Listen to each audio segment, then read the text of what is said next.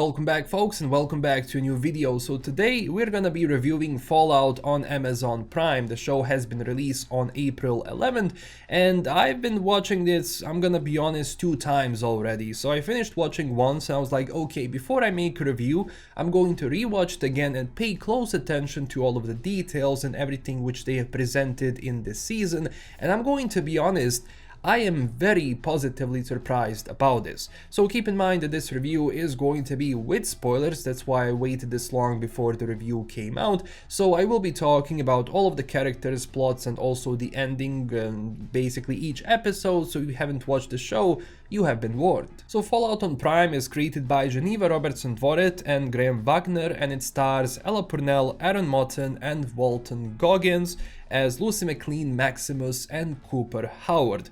And these 3 are going to be somewhat of the 3 protagonists in the show because, well, their stories and what they're doing moves the plot forward, and all 3 of them, basically the plots intersect with each other, which moves everything in front and kind of gives you a broader picture of what the story is and what it represents. Now, I also do want to mention some other people who also star in the show, like Moises Arias, who is playing Norm McLean. I'm gonna be honest, great character and great plot, which I'm going to talk about further down the line. And also one more is Annabelle O'Hagan, which plays Stephanie Harper, and how she looks in the show, I'm gonna be honest, and people have been comparing her to basically the Vault memorabilia and logos which they had and from the Fallout games, and yes, this is definitely like that character from Vault-Tec. So the story itself starts in Vault 33, and keep in mind that the vault which Lucy is in, or well, where the story begins,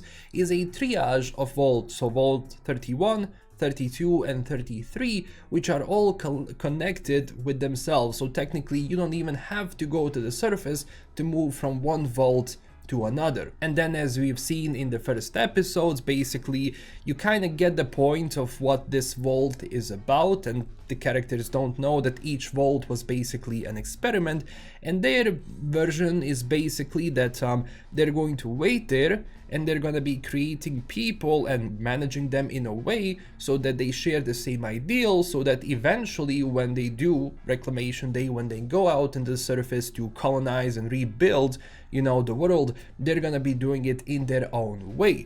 So this is where things kind of go south, because as soon as they open the door to Vault 32, what ultimately happens is that you have raiders which come in, and all of that chaos basically ensues, and they take Hank, and that's where Lucy has to go to the surface to find her dad. A very common Fallout story. And it's very cool because at the end of the day, it's kind of a premise of like Fallout 3 in a sense, and I enjoyed it a lot if you play that game, so them doing this is kind of cool.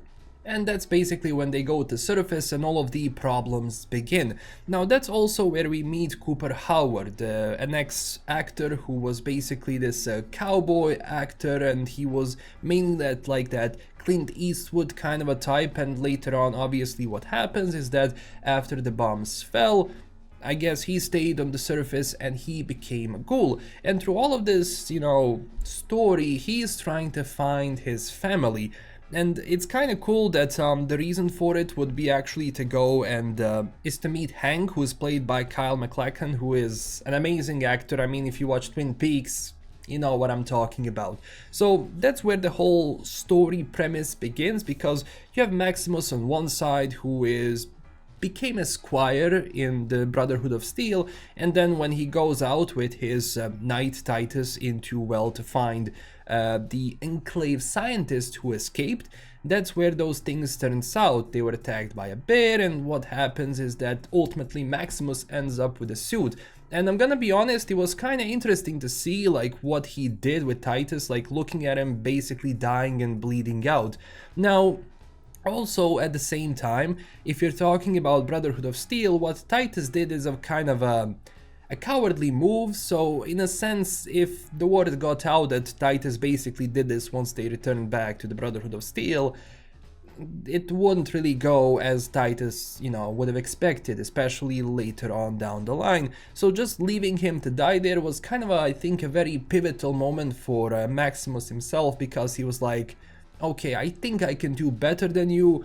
therefore I'm going to seize that power how it is. And I'm glad that these things are being presented, that characters are not only one-sided, oh look, I'm the good guy, oh look, I'm the bad guy, but it's basically survival. You have to be the person that you have to be to survive. So sometimes you can be good, sometimes you can be bad, and every single decision that you make might make you end up in a grave or worse, so you have to really pay close attention to what your next move is going to be. And I think Maximus on that side really used this opportunity to kind of rise up into the ranks of Brotherhood of Steel, which we do see at the end of the show where they think he killed Lee Moldaver and he's now the hero of Brotherhood of Steel, and I'm pretty sure that in the next season he's gonna be fully knighted and all of that and all of that. Now, at the same time, Walton Goggins, as I already talked about it, great acting from him. I mean, the man is fully immersed into the character, and I do like that probably they told him, listen, you're gonna be playing a cowboy, but in a post-apocalyptic wasteland. And of course, Walton Goggins does know how to play a cowboy really well, so I think he blended this thing very well of not being a fully fledged cowboy, but basically embracing the persona of like the characters he was playing on TV before the bombs fell. And then at the same time we have Lucy McLean, which is again, as I said, played by Ella Purnell, and I think she did a very nice job of having this quirky character which is not always, you know, too smart or too stupid, who is not always too serious or is not trying to push and force humor, which is a kind of a case with, you know, some of the movies today, like that Marvel humor that they try to put into everything. It doesn't work in everything. But in Fallout, I think they threaded the line really well, because the world of Fallout is quirky as well. Like some of the first people that she meets, like she meets that guy and is like, I'm alone, there is no one, you want to go inside, you want to live with me? The guy in his basically underwear, that was funny. Then the second encounter, where Thaddeus basically meets that snake oil salesman, and he's like, can you heal my foot and all of that? And he's like, yeah, just take this. And he turns him into a ghoul, which is also another like character arc, which I do believe that Thaddeus is going to play another role in the second season, especially now that he's a ghoul, so there is no way they just abandoned that character. And story-wise, I think they really nailed how the game was working and how the story was working, because if I do remember correctly, this Fallout show is set after all of the events from the game, so going like first from Fallout 76, which is kind of the earliest one where people go out, then you have Fallout 1, Fallout 2, Fallout 3, Fallout New Vegas, Fallout 4, and then ultimately you have this show. So everything which was happening in the games pretty much happened, and this was after everything. And I also do like that they just used the universe and the world and create characters within it. They were not trying to recreate Fallout 3 or New Vegas or Fallout 1 or Fallout 2, no. They had their own story, but set within the confines of the Fallout lore and universe, and I think they have respected the lore and the universe to a huge degree, because one of the first things that you see is the set design. So of course, yes, they are using CGI in the show, it's inevitable, you know, for a show of this size, especially if you're talking about a post-apocalyptic setting, so ultimately your set pieces have to tell that story. But besides CGI, they were using a lot of actually practical set designs, they were using sounds which you are familiar from in the game, and everything within the show is how you look at it from the games itself. And I think also on the outside, once they go out and they show you this world, they show you these little towns where people meet, I think when it comes to just the craziness of it and how it was supposed to look, it looks exactly like that, which is honestly amazing to see. And if they continue this way, if they do continue how they're, you know, working on it right now, I do believe strongly that this show has a very successful future with later, you know, seasons on and on. And I also do love the scenes where they go back into the past, where the emphasis is on Cooper Howard, where they, you know, show how he was, you know, portraying this character, what was happening with the vaults, how basically this sign came to be for the vault, where basically he said like, what if I do this? And it basically became an icon of Vault-Tec themselves. And also because they talk about this impending doom of a apocalyptic future where bombs are almost going to fall, but you know, they started some negotiations. So what ultimately happens is that you have this big meeting which also has Mr. House. That was kind of cool if you played New Vegas. I mean, it's Mr. House, you know, and that's what they talk about, you know, rebuilding the future. So what's ultimately their case here is that they want to rebuild this future where they're going to outlive all of the competition, and ultimately once they go back to the surface, everything is going to be theirs and they're not going to have any competition whatsoever. So the world that they create is going to be ultimately theirs. And that also means that bombs have to fall down. So that was a very nice little part of the lore there, and especially making it go down that route. And it's also funny around that whole scene where you see like Mr. House, he's like, do I really trust the vaults? Is it really something that I want to have? Is it really something that I want to do? And it's like, because you played New Vegas, you're like, ah, okay, that makes sense, you know, how he was talking before and how he's acting in New Vegas. And that also comes to the end of the show, like the last shot where Hank comes just, you know, onto this hill and he sees New Vegas.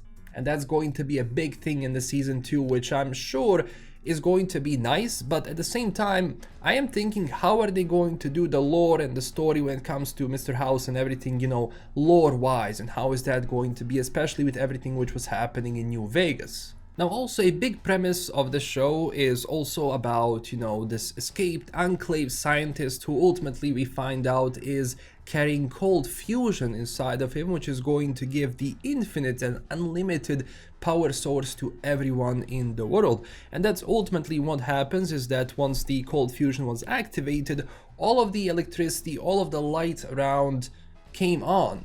And this was a big event because keep in mind, for 200 years there was nothing pretty much and it was all destroyed. So now when you have an infinite power source, it's going to be interesting to see what sort of dynamic happen over it and how Brotherhood of Steel does it, you know, and how everyone else living inside of the wasteland react to it. So the whole, like the arc which Brotherhood is going to most likely represent in the season 2, because they have been going for an attack, and when it comes to Observatory, that's pretty much going to be theirs, because as much as the Neo NCR kind of a thing works, they have no chance against the Brotherhood, let's face it. And the reason why I say Neo NCR, because ultimately that is a revitalized NCR which we had in the past.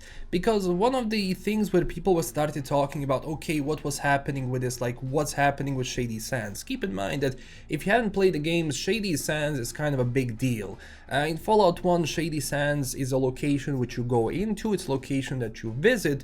So them going and saying, alright, whole of Shady Sands was basically destroyed, Hank dropped the nuke, it's all done. A lot of people were kind of pissed about that, but to be honest, being that when this is canonically set, it makes sense. Now, it's also playing really well with the storylines, because Shady Sands was representing something which Vault 32, 31 and 33 did not agree with, or well, the idea which was from that vault, where they are going to come out to the surface once everyone else has been wiped out completely. And all of a sudden you have a town which is like has 34,000 people in it, you know, things are looking really well. That's not going to stand well with you, especially because Hank is a part of the Vault-Tec program, which was designed by a Vault-Tec representative, Bud Askins, Buds. So when you have that, you know, idea of how they want to rebuild the world, and you have a bunch of other ideas as well, this is where that premise comes into, okay, everyone has their own idea of how they want to save the world. Everyone has their own versions of it, but which one is going to be right? So ultimately, they're all fighting for who's going to rebuild the new world, and ultimately what happens is that you have Shady Sands, which goes out in flames because, well, that's how they view the world. They cannot agree with on how the world should be run, especially having different factions, you know. For Bud Askins, that's a big no.